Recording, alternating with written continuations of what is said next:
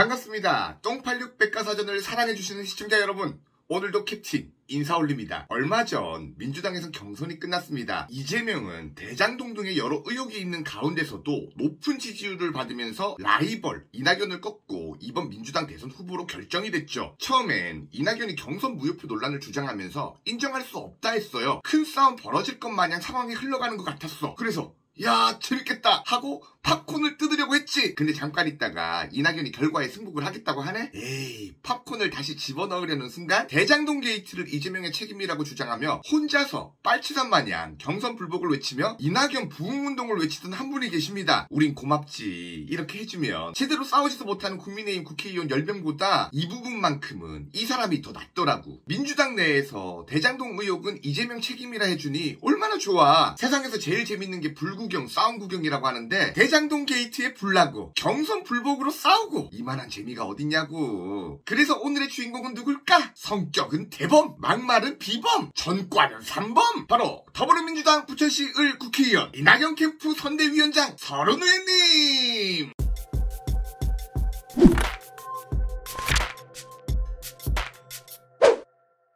민주당 경선의 현재 상황을 말씀드리자면 서른 역시 한 발 물러섰습니다.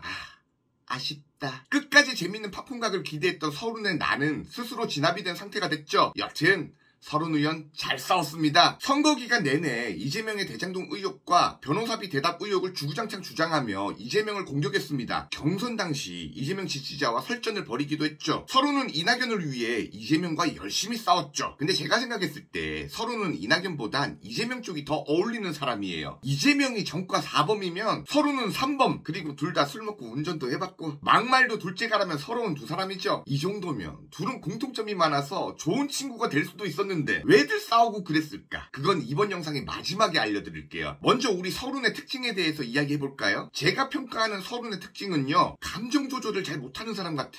이번 경선 과정에서 벌어졌던 모든 일도 서른의 감정 조절 못하는 것에서 시작이 됐거든. 감정을 조절하지 못한다는 건 상황에 따라 말을 가려하지 못하고 막말을 내뱉는다는 이야기이기도 하죠. 서른은 정치생활 내내 막말 논란을 달고 살았습니다. 그래서 민주당 최고 빌런 서른의 막말 시리즈를 정리해봤습니다. 서른의 막말 하나, 20대 비하 발언. 2017년에 문재인 정권은 화려하게 출범했죠. 수많은 기대 속에서 문재인 정부는 한 번도 경험해보지 못한 나라를 만들겠다고 했죠. 물론 그 약속을 지키긴 한 것 같은데 국민의 생각과는 다르게 경험해보지 못한 나라를 만들다 보니 민심은 그렇지 못했어요. 진짜 경험해보지 못한 나라를 만들어주시다 보니 민심이 떨어졌죠. 특히나 경제 불황에 취업을 앞둔 20대의 입장에선 지지율이 심하게 떨어졌죠. 서른은 이때 한마디 합니다. 20대들 지지율이 떨어진 건 이명박근혜 정권에서 교육을 제대로 못 받은 탓이다 하고 말이죠. 똥86 특징이라고 했잖아. 남 탓. 이 사람들은 자기 반성이 없어. 문제가 생기면 나에게서 찾지 않고 남에게 있다고 생각해. 다 이명박근혜 탓이야. 지들이 경제 망쳐도 이명박근혜 탓. 부동산 정책 망쳐도 이명박근혜 탓. 강원도에 산불 났을 때도 이명박근혜 탓. 길 가다가 자빠져도 이명박근혜 탓. 짜파게티 물 조절 실패해도 이명박근혜 탓. 쌍쌍바 잘못 잘라도 이명박근혜 탓. 롤 실버 승급전에 실패해도 이명박근혜 탓. 지구 만물 모든 게 잘못된 건 다 이명박근혜 탓이야. 자기 탓이 없어. 이게 논란이 되자 서른은 도리어 큰 소리를 치죠. 내가 뭐 틀린 말 했나? 하고 말이죠. 네, 틀렸어요. 이명박근혜 때도 학생들은 교육과정 똑같은 거 배웠어요. 요즘 20대가 30세대보다 더 많이 배우고 더 스펙 쌓기 위해 노력하는 나이인데 뭘 이명박근혜 때 잘못 배워서 그렇다는 거야? 똥86 세대 어르신들 운동권 활동하느라 공부 안 하고 학사경고 받을 때 지금 20대들은 치열하게 스펙 쌓고 공부했어요. 이들이 과연 기성세대보다 못 배웠다는 건 웬 말이야? 님들이 정치를 못하니까 20대 지지율이 떨어진 걸 왜 20대가 못 배웠다고 헛소리를 해? 그럼 그렇게 잘 배우신 양반들이 음주운전은 왜 한 거야? 술 먹고 운전하면 안 된다는 거 초등학생도 다 아는데 그건 왜 한 거야? 이건 제대로 배운 거야?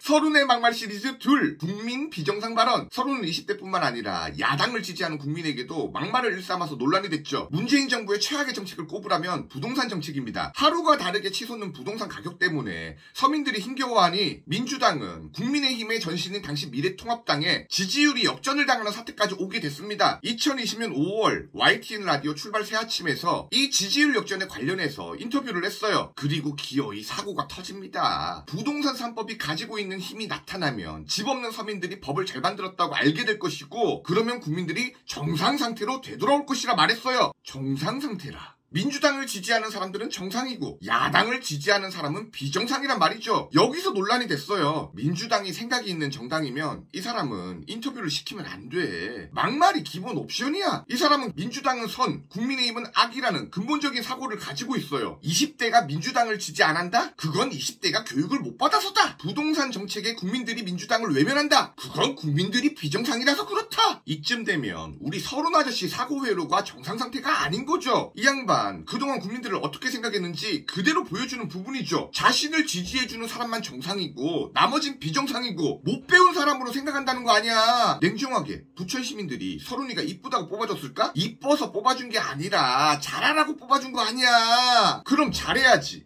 안 된 걸 왜 국민 탓을 하고 있어? 서른의 막말 셋! 서른의 막말은 젊은 층만을 가리질 않았죠. 과거엔 노인 비하로도 유명했죠. 지난 정부 시절 잔이윤으로도 유명한 윤종승 한국관광공사 감사가 있었는데 당시 나이가 79세였죠. 그런 윤종승 감사를 향해 서른은 막말을 내뿜습니다. 79세면 쉬어야지. 왜 일을 하려고 그러냐? 60세 전후로 정년을 하게 돼 있는 제도는 판단력이 떨어지니까 쉬도록 하는 거다. 이렇게 말을 했어요. 서른은 자신을 동교동계의 막내라고 말하죠. 한마디로 김대중 전 대통령을 모시고 대통령을 만들었던 사람입니다. 근데 97년 대통령 선거에 출마한 김대중의 나이는 몇이었을까? 당시 정년을 훨씬 넘긴 74세였어요. 서른, 본인의 나이는 지금 몇일까? 내년이면 70세입니다. 본인부터 집에서 쉬어야 할 나이에 왜 매번 국회에 들락날락거리며 막말을 일삼는지 모르겠어요. 서른이 형부터 먼저 좀 집에 가서 쉬어. 서른 의원님. 팩트를 말해줄까요? 90세, 100세가 되어도 인자하고 현명한 어른이 있고 님처럼 나이 먹고도 철없는 어른도 있는 거야. 평생 본인은 20대 시절이 없었던 것 마냥 20대 비하하고 평생 본인은 안 늙을 것 마냥 나이 든 사람 무시하고 자신을 지지하지 않는 사람들은 정상이 아닌 것 마냥 선민의식과 오만함이 묻어있지. 똥팔육 정치인들의 특징이야. 유시민은 과거 60세가 넘으면 뇌가 썩는다고 말했고 정동혁은 총선 때 60대는 이제 무대에서 퇴장하니까 투표하지 말고 집에서 쉬라고 말했죠. 과거 자신들이 젊은 시절엔 자신들이 젊다는 걸 내세우면 노인들 무시했던 사람들이 막상 본인들이 나이가 들어선 요즘 젊은이들 못 배웠다고 무시하고 있어요. 이렇게 서른은 기본적으로 필터링 없는 막말을 하는 걸로 유명해요. 그나마 막말은 애교지만 서른은 거짓말로도 유명한 정치인이에요. 단순 막말 해프닝에서 그치는 게 아니라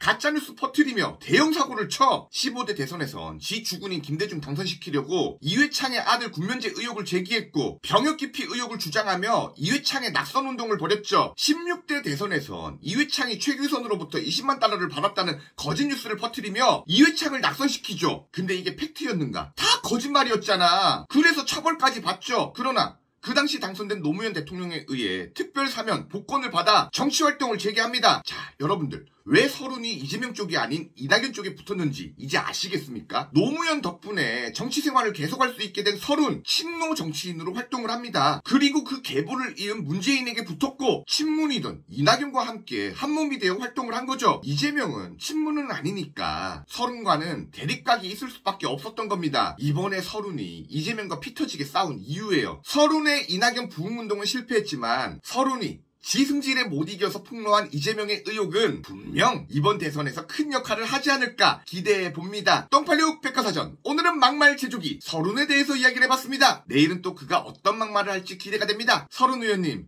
앞으로도 그런 활동 계속해주세요. 당신 덕분에 내년 대선이 기대가 됩니다. 서른 형님 파이팅! 바이바이!